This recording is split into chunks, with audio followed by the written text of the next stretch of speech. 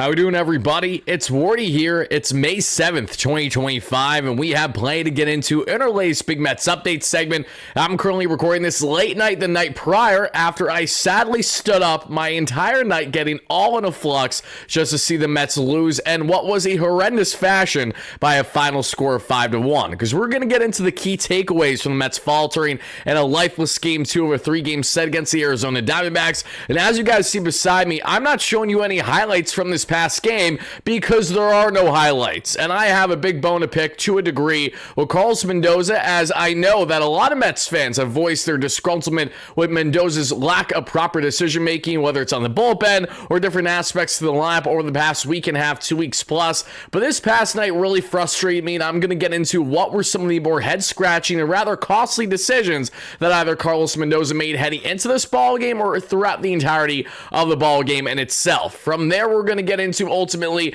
how the Mets are going to be looking now that WardyNYM has a slight tweak with that knee. We'll get into to what degree from what transpired over this past day, and we're also going to further expand on Luis Acuna and why this man needs to be in this Mets lineup as much as humanly possible. Again, it doesn't take a rocket scientist to figure this one out yet. You'd have to ask Carlos Mendoza that question again because he was in the lineup the past 2 days for the Mets outside of pinch hitting in the ninth inning 48 hours ago. That's not going to cut it, folks, for the reigning NL Rookie of the Month. And we're also going to get into a man that's hoping to blossom back with this Mets team at some point either this season or at minimum next year, or at maximum next year, that would be, and Mr. Mauricio, as we have a key update on Ronnie as he has officially been promoted there from Port St. Lucie as he works his way up there at his rehab stint. And to wrap up this show, we're going to talk more on the prospect front as we're going to get into the flamethrowing right-hander and Ramon Gomez, who's touching 103, 104, 104.5 on the gun.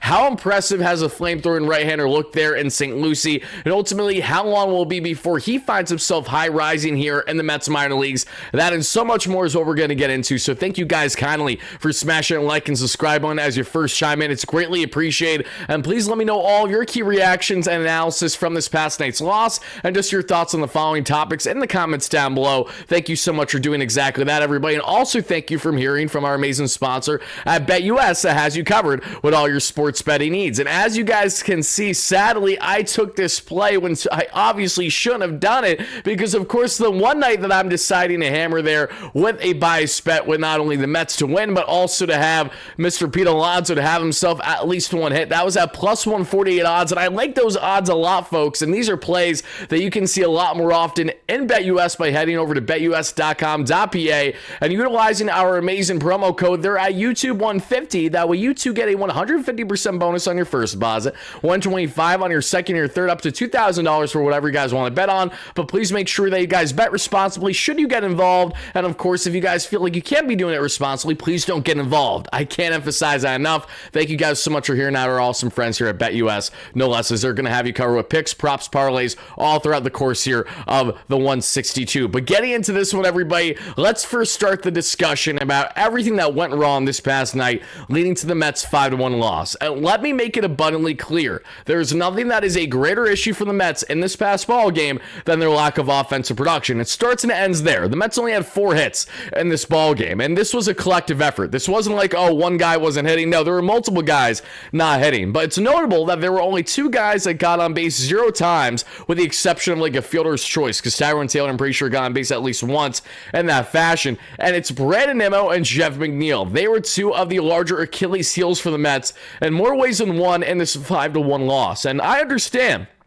David Pearson ended up giving up 4 earned runs, so he didn't have his sharpest outing, but the Mets offense also did nothing to help set up David Pearson whatsoever in this ball game, and they had some opportunities early in said ball game to maximize on their offensive output, which they simply didn't. Zach Gallen was cruising, and especially in the innings 4 through 6, the Mets had some of the most lifeless at-bats I've seen from them all season long.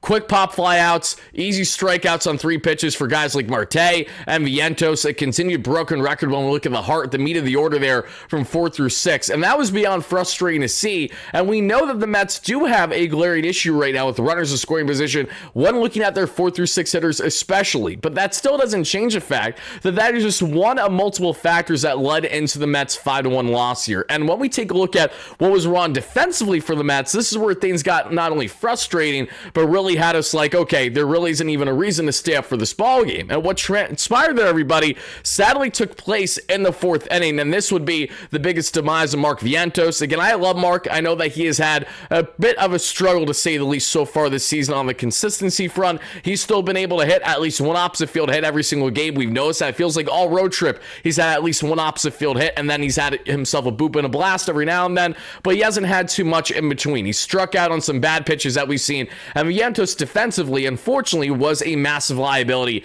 in this one, as he allows a Randall Grichuk ball to go right through the wickets. Yeah, right through that thing, down into the left field corner, and that would cause so much to unravel from there, because Grichuk gets in there with a standing double or so. I'm not sure if they officially gave Vientos the error yet or not, but that was a clear error, clear as day. So Mark allows the unraveling to begin when, mind you, at this point in the ball game, the Mets did have themselves a 1-0 lead. But after that leadoff triple happened with Randall Grichuk here in the 4th inning, it unraveled from there, because then we see Eugenio Suarez gets on with a walk. Then Grichuk advances to third base there that we saw there on a pass ball. Josh Naylor then with an RBI fielder's choice tied the ball game 1-1, and then Yuli Gurriel Jr., who's been heating up as of late, rips a double that we see into the left field corner again, and this is where things get from bad to truly worse. Brandon Nimmo hyperextends his knee trying to make the play in the corner. He's slow to get up. Carlos Mendoza and all the trainers go out there in left field to see if he's okay.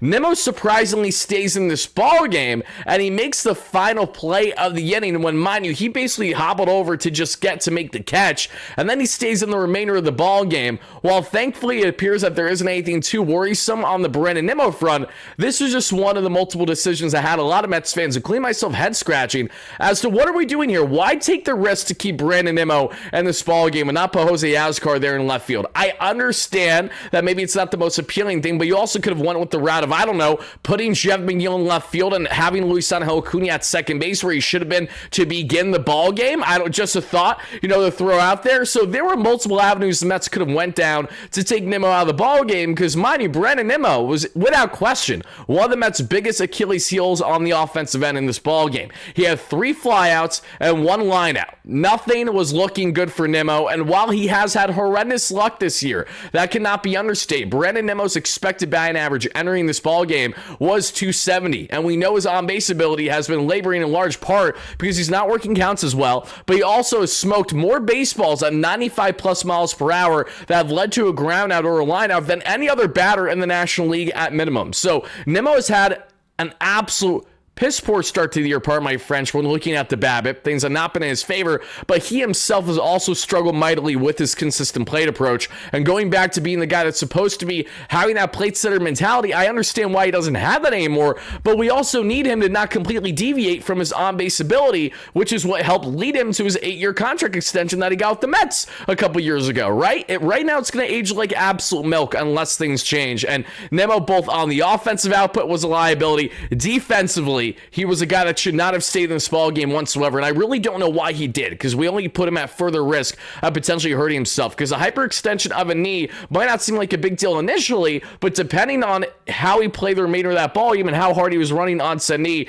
that could lead to more things unfortunately happening. Thankfully, I think Nimmo will be okay, but we'll find out and see if he even plays for the Mets day game and the rubber match series finale, 3:40 p.m. Eastern here, that we'll cover post-game on the platform later on today at the time you guys likely watching this video. But there is more frustration that comes in with this, because not only does Brandon Nimmo stay in this ball game, but Jeff McNeil would have a key opportunity later on in said game after Mark Vientos would poke himself an opposite field single in the 7th inning after it was an 0-2 count, mind you. So great job by Vientos to get on base there. The Mets are trying to rally. They're trying to get something to cook after it became 4-1 the inning prior, because the Mets offense 4 through 6 did absolutely nothing. 4 through 6 on the innings, that is, and offensively they obviously had a bit to be desired in this one too. Starling Marte had a bloop opposite field single, but other than that, he had some really not so great at bats. 3 pitch strikeouts, snap of a finger, you're out of here. A guy that should not be batting fourth to begin with, yet was batting fourth to begin this ball game. Then you add in, we see Jeff McNeil in a key situation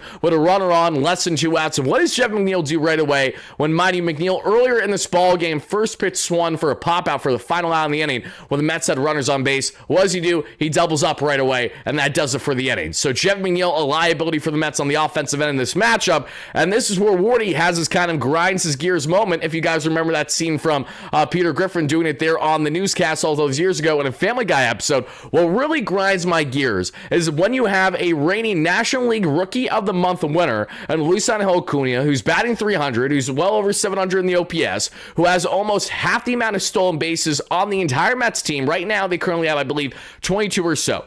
Luis Angel Acuna has 8 of the 22 stolen bags, right? He is one of the fastest players in Major League Baseball in the 97 plus percentile in sprint speed, and he's a guy that's made a difference every single time out there. And you can't tell me that he hasn't, because he literally has, for the most part, every single game. With the exception of Game 2 of the doubleheader against the Cardinals, where he didn't hit, let's not forget what he did in Game 1, where he had himself 3 hits and was spreading for opposite field, was tremendous defensively too, and had never played a game, ever in his career, mind you, at any professional level at third base. And Luis Angel Acuna, the first half of that ball game in Game 1 of the doubleheader, looked like, without question, the best defensive option for the Mets to consider at third base this season, should they wish to do so, over Vientos and even Beatty. That is how good Acuna looked. There was not even for a second that you felt that Acuna wasn't comfortable there for a guy that has no professional innings and 600 plus innings or so. It's just absolutely absurd. But Acuna looks great in the hot corner. Then he gets shifted to second because Winker is sadly done after making his one and only throw in the outfield. Now he's sidelined 2 months, sadly, and that's very frustrating to say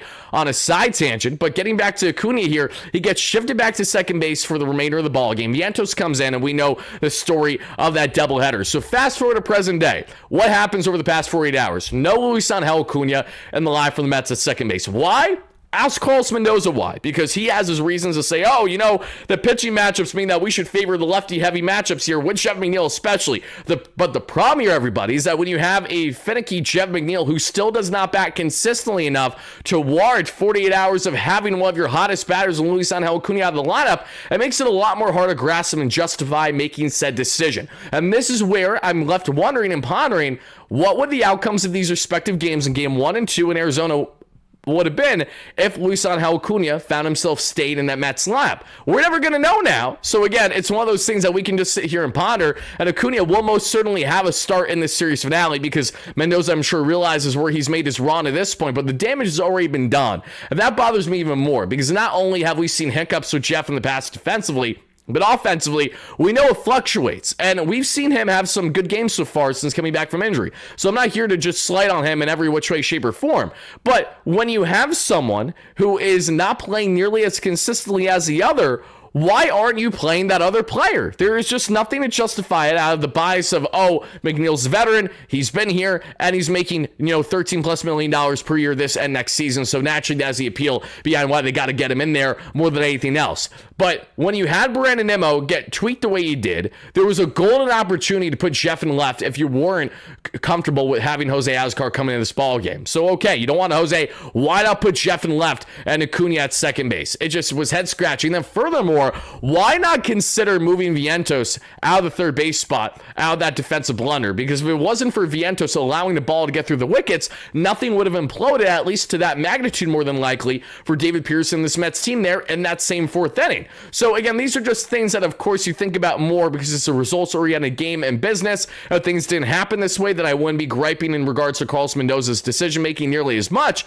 But as someone who's went to bat for many plenty, and I, of course, will do in the future, because I do think Mendoza is a very good manager, it doesn't mean he's perfect, and I think it deserves a rightful call-out when it's factored into Mets losses, because is Carlos Mendoza the sole reason why the Mets lost Game 2 of this 3-game series? Of course not. It falls on the offense. It goes 0 for 3 with runners in scoring position, and just has nothing to provide as they left a total of 5 on base. That will continue to be that team's biggest Achilles heel, but when you then look at the little factors that did not help the team, with Starling Marte batting fourth, when I understand the rightful argument is, who do you want batting fourth? And right now, when you look at the options with Marte, Nimmo, and Vientos, none of them are overly sexy to put in that position. But maybe maybe you want to consider moving Vientos up, or maybe you want to consider Alvarez moved up, as Alvarez had himself another multi-hit game. He's spreading for opposite field consistently. He's currently batting .314 with an .814 OPS. So that's a situation that could warrant, okay, let's ride the hot hand. Alvarez is swinging the bat greatly right now and is not looking like a guy just swinging for the home run the way that Nimmo is,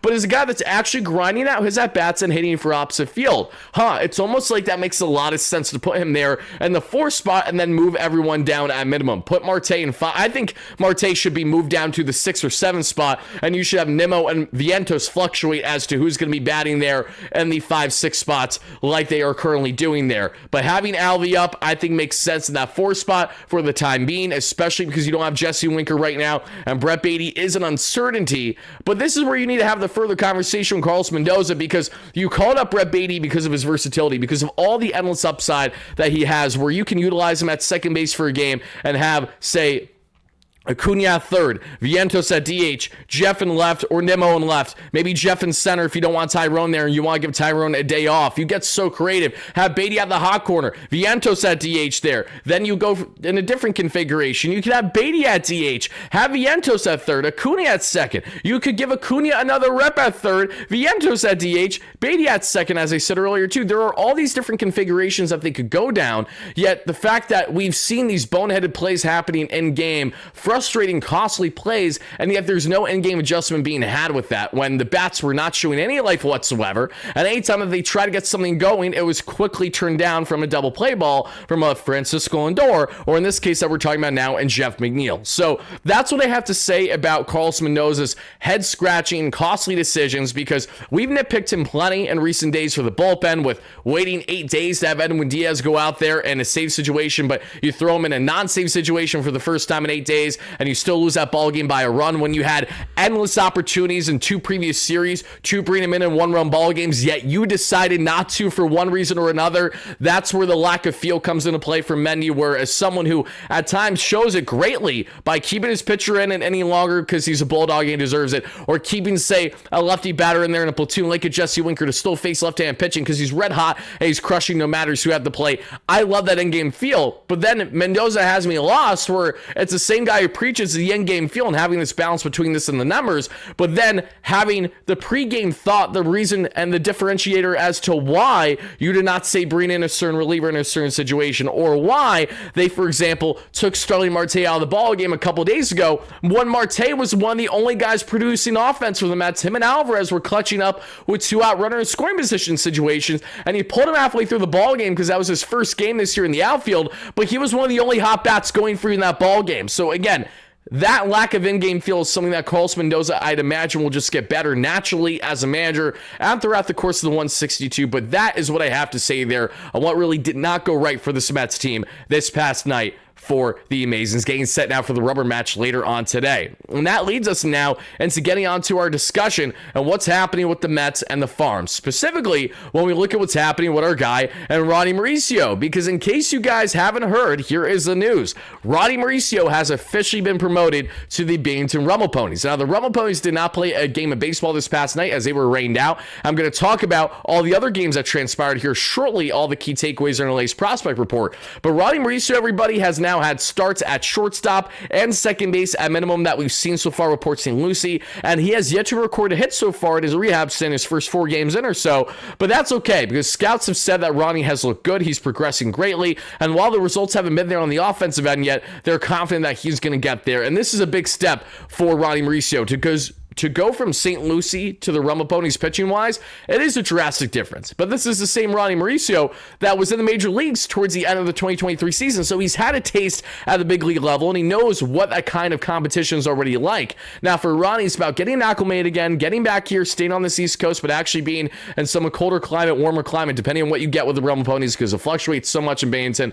But needless to say, it's great to see Ronnie moved up now as one step closer to finding himself back with this Mets team. Whether it happens this season or sometime next year, should he stay in the organization, that is yet to be seen. But Ronnie Mauricio is a heralded prospect that I know a lot of Mets fans are in love and enamored with, and for good reason. He has a lot of raw tools and a lot of raw ability, and he, like Luis Angel Acuna, made an immediate impact when he was called up by the Mets in 2023, the same way when Acuna was called up by the Mets in 2024. There are certainly similarities in how both of them positively impacted the team right away and did not waver because of being in the bright lights of being in the big city in New York. They embraced that, and that is the type of culture the Mets want to continue to build with their youngins. Further reason as to why Acuna needs to be in there every day, because he is an absolute Swiss Army knife. He absolutely, you can tell, thrives with the lineup around him, and the team thrives around him, especially when he's batting 8th or 9th and setting up the top of the order for Lindor, Soto, and Alonso. It's just easy runs for Acuna to go first to home in a snap of a finger, doing his best C.J. Abrams impression that we sadly had to deal with,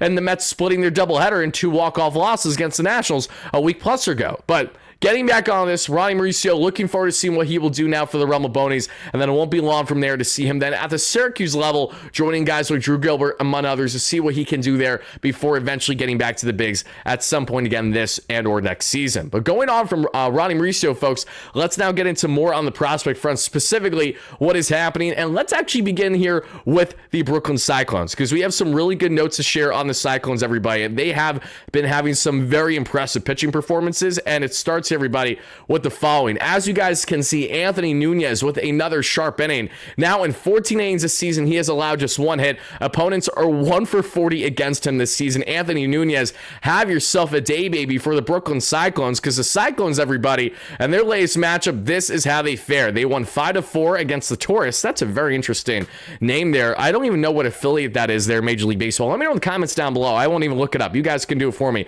Who are the Taurus as a AA team for? I'm curious. The Cyclones are off to a roaring hot start. They're 18-9 on the season. And pitching-wise, again, we had Mr. Anthony Nunez look great in relief, but also Joel Diaz, as you guys see here from Michael Mayer, does a great job on Mesmerize, especially in the prospect front. 4.1 innings, 3 hit, 1 earned run, 0 walks, 6 strikeouts for the starter Joel Diaz. He's now down to a .72 ERA, 30 strikeouts compared to just a measly 2 walks in 25 innings. These splits are absurdly drastic. They're eerily similar actually to that being in Felipe De La Cruz, who the Mets just brought up to Syracuse this past week and went 6 shutty with 9 Ks in his first Saturday or so. He was a guy who had an absurd K to walk ratio that we saw previously there, and that was at the Realm of Pony level for him. But for the Brooklyn Cyclones, Joel Diaz, absolutely nasty. We got Anthony Nunez looking fantastic, and my guy that I'm waiting to get moved up. And well, you know how I've been saying, guys, how I'm waiting for guys to get moved up? Well, David Stearns has been very aggressive in moving guys up in the minor leagues, not long after I've said these things. Like 2 days after I said Noel McLean, it will be up very soon with Syracuse. He gets moved up to Syracuse, right? And right now what we have is a dominant southpaw right now for the Brooklyn Cyclones, who was tremendous last season. That is Ryan Ammons, everybody. Originally drafted by the Boston Red Sox, as the Mets acquired a couple years ago. Ryan Ammons has yet to allow a run this season. He's pitched 6.1 scoreless innings, 8 strikeouts, 0 ERA with a .47 FIP. He was fantastic last year that we saw in the minor leagues too, so that's a name to keep an eye out for on the pitching front. And offensively in this ballgame, folks, who are the key standouts? It was Carson Benj, the Mets' first-round draft pick from a year ago. Benj ripped his 2nd home run of the season. We also saw Ewing at second base there look fantastic, as Ewing was moved up not that long ago too, from the St. Lucie Mets to a 2nd double there. Eli Serrano ripped his 7th double of the year, and Jesus Baez, who always torches baseballs, his 2nd double. Serrano 2 for 5 with 2 RBIs, 247 average, 834 OPS. Marco Vargas 2 for 4 and a run scored, an RBI, 240 average, 606 OPS. Jacob Reimer hit 3 home runs in a game a week or so ago, 2 for 4 at third base, 333 average, over 1,000 OPS. Carson Benj, 2 for 4, 2 RBIs in the home run, 291 average, 832 OPS. Ewing, 250 average, 666 OPS. Jesus Baez, 1 for 3, 179 average, 532 OPS. A lot more work to do. Boston Barrow, 0 for 3. Need him to get going. He's batting well below the Mendoza line. Suero at catcher, 1 for 3 with a run scored. Looking great still, 247 average, 936 OPS. That is a prospect keeping an eye out for as well. Suero What I love so much about Suero is that he is a New York native. He's from the Bronx, Mr. Chris Suero, and he's off to a great start here for the Brooklyn Cyclones this season. So another catching prospect to keep an eye out for, along with guys like Davison Gutierrez, who we've talked about. And we're actually going to talk about Gutierrez here in a second, folks, because now let's hop back to the Port St. Lucie Mets, because they won their game this past night 6-1. And the notables here, everybody, are on the pitching end. Take a look at it with me, everybody. Look at this greatness. Matthew Allen continues to look good, guys, for the St. Lucie Mets, and that's tremendous. Shout out to Mets News and Links as well, as they provide a lot of the clips that you guys see right here. Matthew Allen, though, looked fantastic. 29 pitches, 16 strikes. Velo was touching 97 on the gun there, and he had himself 2 innings, no runs, 1 hit, 2 walks, 2 strikeouts there in his latest outing. And I understand Allen hasn't went too deep yet. Again, this is his first professional season like ever, so naturally he needs to get ramped up. But just to see Allen out here attacking batters, looking fantastic. He's still younger than guys like Brandon Sproat, just for some context. So Allen, a lot more work to do, but very exciting to see the trend that he's had upward now here in St. Lucie, because as things currently stand, Matt Allen so far this season has a 1.93 ERA for the St. Lucie Mets across 14 innings this season and 17 strikeouts. Not too shabby at all. And guys, the guy that I'm even more excited to talk about is the flamethrower himself, and Ramon Gomez. That maybe is the reason why you clicked on this video today from the title. Ramon Gomez is a man that took every Mets fan by, like, I'm sorry, what happened just over the past couple weeks, as Gomez was seen touching 104.5 on the gun, and Buddy was sitting north of 100 on the gun in this ballgame as well, topped out right around 102.5. He is disgustingly good. It isn't even fair. Imagine throwing that hard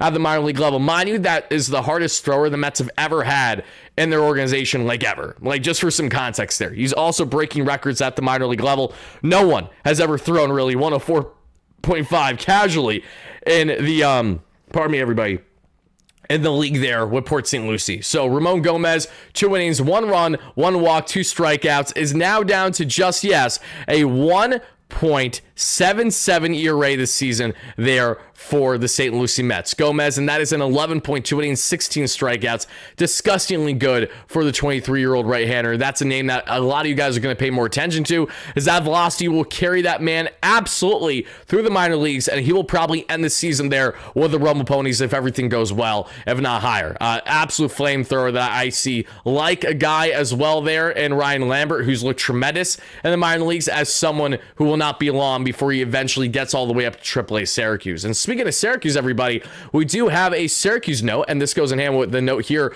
as well from Michael Mayer, because we had both Paul Blackburn and Brandon Waddell pitch in this past game for the Syracuse Mets. And as you guys can see, Blackburn in his latest rehab outing went 3.2 innings, 3 hits, 1 earned run, 1 walk, 5 strikeouts, 54 pitches of 35 strikes.